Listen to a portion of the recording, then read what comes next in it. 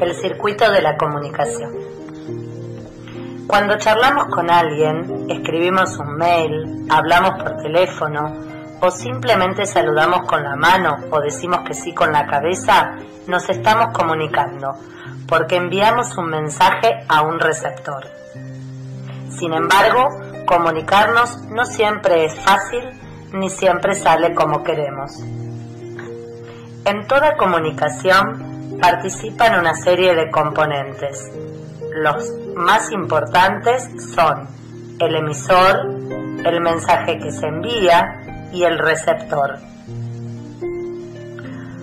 Otros componentes de la comunicación son el referente, el canal, el código y entre todos conforman la situación comunicativa.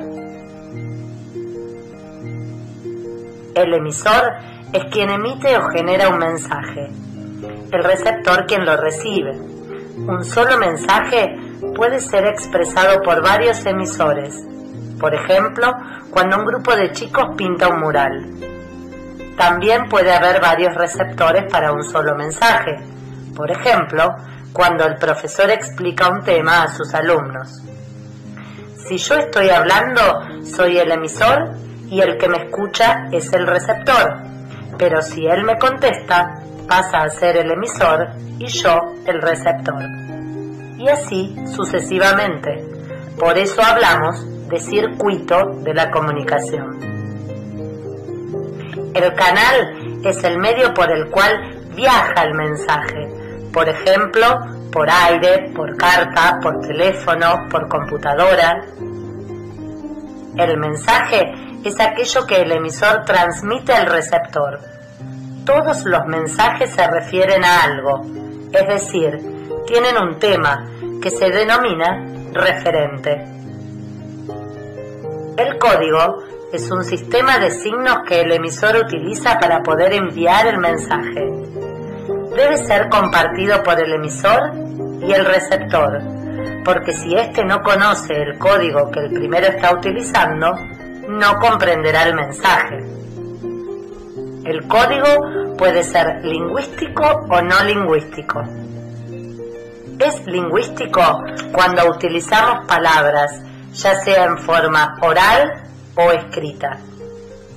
En cambio, es no lingüístico cuando el mensaje se transmite sin utilizar las palabras. Ejemplos de códigos no lingüísticos son los colores, por ejemplo en el semáforo, las señas, los sonidos, las señales de tránsito, etc. Además, en toda comunicación existen condicionantes, es decir, factores que influencian la comunicación, que la hacen mejor o más difícil. Los condicionantes son, en primer lugar, la situación comunicativa, es decir, el momento y el lugar en el que se produce la comunicación. Por ejemplo, no nos comunicamos de la misma forma en la cancha que en la escuela. Tampoco es igual si estamos en el recreo o en hora de clase.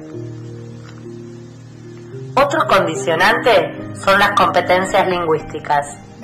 Entendiendo la palabra competencias como capacidades o conocimientos. En este caso, los conocimientos que el emisor y el receptor tienen de la lengua que están utilizando.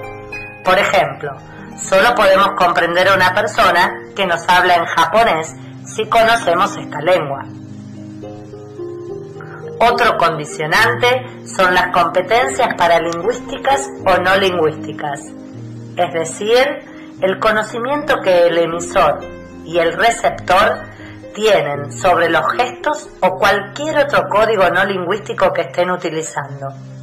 Por ejemplo, si un mudo se comunica con lenguaje de señas, solo lo comprenderemos si conocemos este sistema de signos. También son muy importantes las determinaciones psicológicas, que son los sentimientos, estados de ánimo o formas de ser del emisor y del receptor, que también influyen en la comunicación. Por ejemplo, no hablará de la misma forma un emisor cuando está contento que cuando está triste. Otro factor importantísimo es el ámbito sociocultural, que es la cultura a la que pertenecen el emisor y el receptor. Por ejemplo, nosotros, los argentinos, cuando tenemos confianza, nos saludamos con un beso, pero hay otros países en los que esta costumbre está mal vista.